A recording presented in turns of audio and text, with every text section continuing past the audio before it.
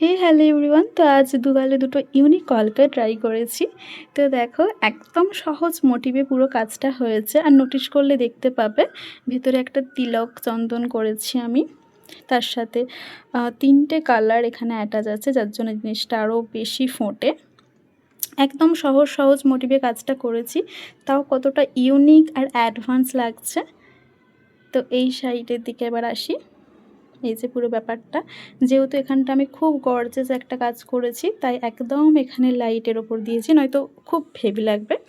আর এই যে মাঝখানে তিলক চন্দন টাইপের কিছু করেছি। এটা তোমরা চাইলে রিসেপশন ব্রাইডকেও দিতে পারো, ছোট্ট করে, ভীষণ খুশি হয়ে যাবে।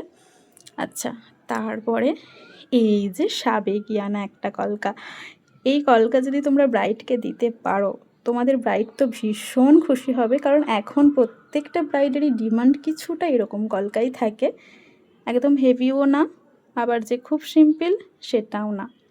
তো এই হচ্ছে আজকের কাজ। দুটো কলকা করেছি, দুটোই খুব সহজ মোটিভে করেছি। তো কেমন লেগেছে অবশ্যই সবাই জানিও।